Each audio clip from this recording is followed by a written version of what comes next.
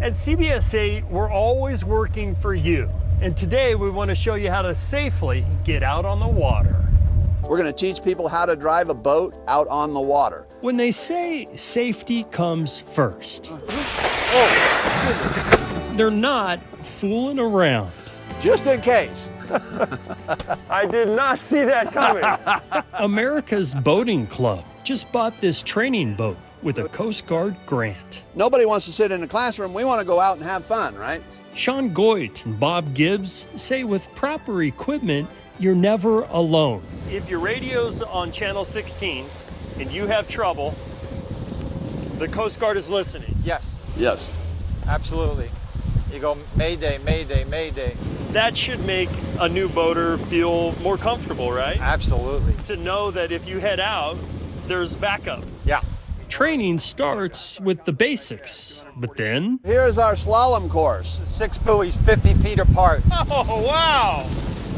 That's a lot harder than it looks. Line me up. It's hands-on training. Take it away.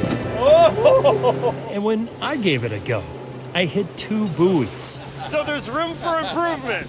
There's a little bit of room for improvement. That's what beginners always do. They have a tendency to oversteer. Okay, all right.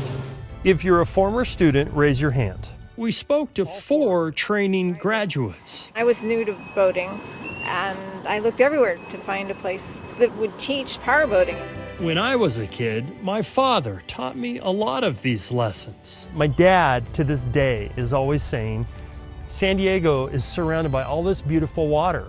Why are you not out there living it? And I think that this story could help our viewers because I know there's a lot of people who want to get involved with boating, but they're intimidated. That was me in our boat. When I first started boating, I was scared all the time. Now that I know all that stuff, I'm not scared anymore. They make it so easy to learn. You know, they're right there with you. Let's say you suddenly see something in front of you and you have to perform an emergency stop. Sean shows how to do that. How'd that go? Pretty good. It's rewarding for me to see the look on the person's face when they go out and go, wow, that was fun. When I was a kid, my parents had a sailboat. And one time out on a nighttime voyage, one of our passengers mistakenly just walked off the boat. Man overboard! Man overboard! Volunteers from this nonprofit, thanks for the life preserver, can also teach you how to save a life.